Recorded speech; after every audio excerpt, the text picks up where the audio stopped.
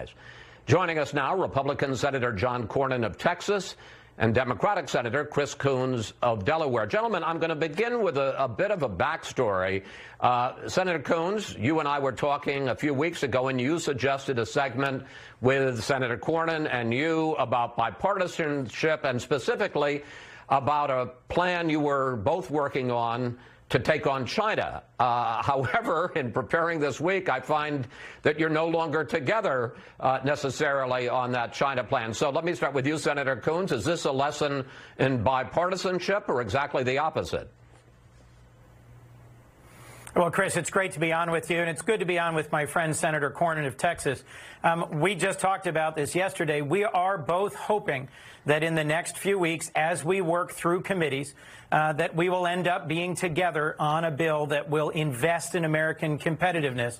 As Jake Sullivan just said in the last segment, we have to reinvest here at home. And John led an effort in the last Congress with Senator Warner that got signed into law to bring back to the United States the manufacturing of semiconductor chips, something that we've seen recently is urgent if we're going to keep manufacturing automobiles in this country.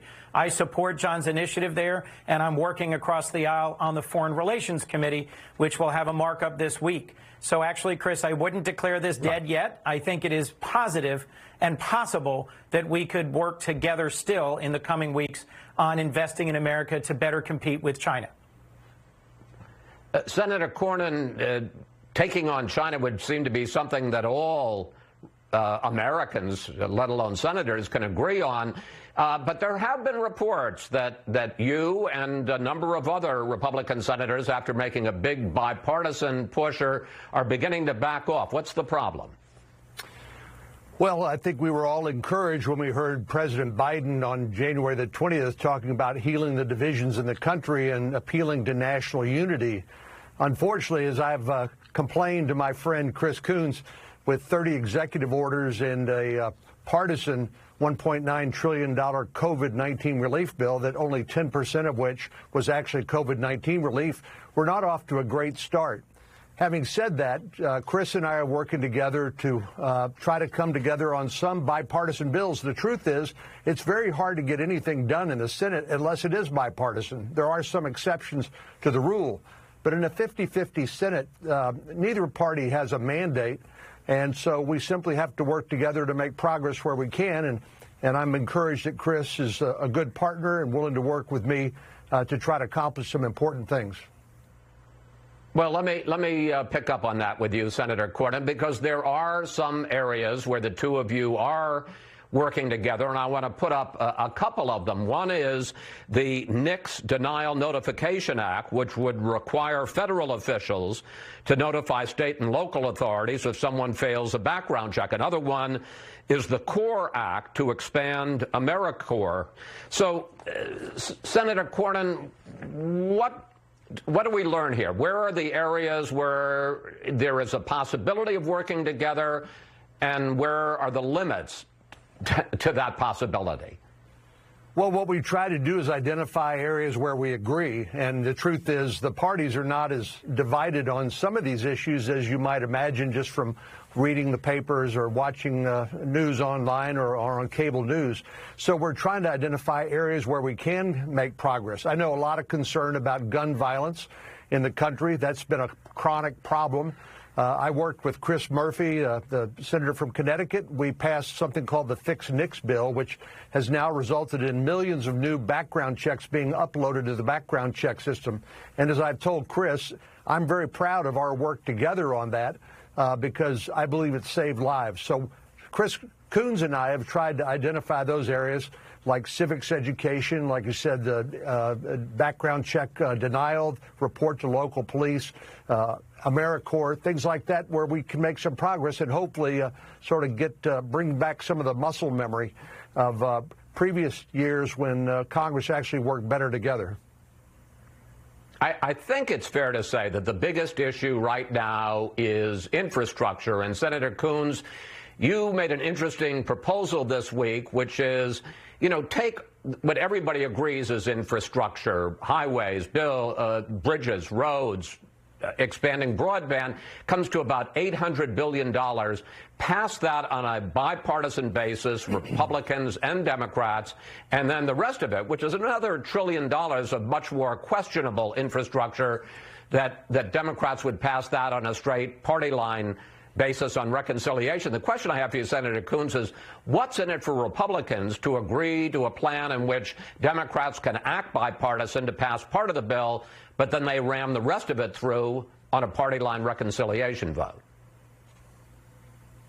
Well, Chris, the broader question you're really asking is what's in it for our country and what's in it for the people we represent from our states if Republicans and Democrats work together to solve problems. I think that if we come together in a bipartisan way to pass that $800 billion hard infrastructure bill that you were talking about, that I've been urging, then we show our people that we can solve their problems. We've all agreed for a long time that we need to invest more in American infrastructure. We just disagree about how to pay for it. And I think in the next few weeks, we should roll up our sleeves and sit down and find ways that both parties can support to make these critically needed investments. That's here at home. But, Chris, it's also critical for our standing in the world.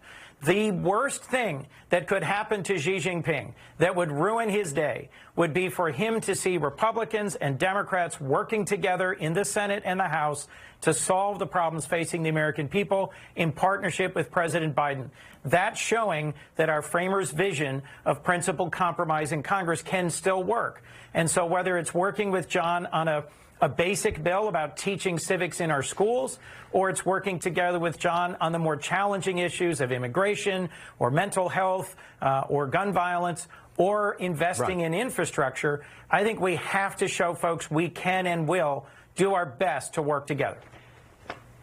Senator Cornyn, would Republicans ever agree to that? Yeah, we'll play bipartisan with you to pass $800 billion in hard infrastructure, but then understand that you're going to go ahead and pass the rest of it, another $1 trillion plus, raising taxes through a straight party line vote, ram it through.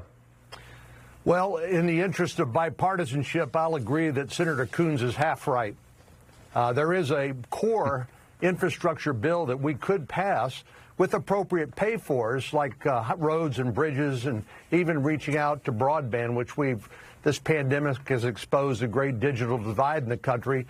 We've seen advances in telemedicine. We've seen more people learning online. I think we could all agree to that. But I think that's the part we could agree on. So let's do it and leave the rest for another day and another fight. So you'd be willing to go for the $800 billion if you could agree on a pay for, regardless of what Democrats went on and did. I want to end on this subject, Senator Cornyn. I want to put up a tweet that you sent out this week. Here it is. The president is not doing cable news interviews. Tweets from his account are limited, and when they come unimaginably conventional, the public comments are largely scripted. Biden has opted for fewer sit-down interviews with mainstream outlets and reporters. Invites the question, is he really in charge? My question, I guess, is, Senator Cornyn, is that helpful to be sending out a tweet questioning President Biden's mental faculties? Well, Chris, thank you for the question, because I think there's been a lot of confusion in the Twitterverse about that. That actually was a quote from a Politico story that I pasted into a tweet, and then I simply asked a question.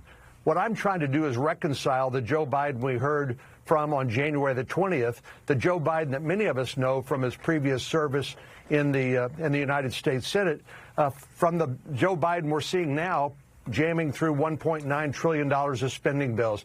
You know, I've learned in Washington you not only need to listen to what people say, you need to watch what they do. And so far there's a conflict that I'm trying to reconcile, and I bet I'm not the only one. But just real quickly, do you have questions as to whether Joe Biden is really in charge and whether, frankly, he's up to the job? That tweet was not meant to suggest anything about the president's competency or physical or mental. I know some people have suggested that certainly wasn't my intention. It's simply trying to reconcile the rhetoric with the reality, and we need the reality to match the rhetoric, and it's not matching right now. I'm glad we cleared that up. Senator Cornyn, Senator Coons, thank you both. Good luck on working together and trying to get something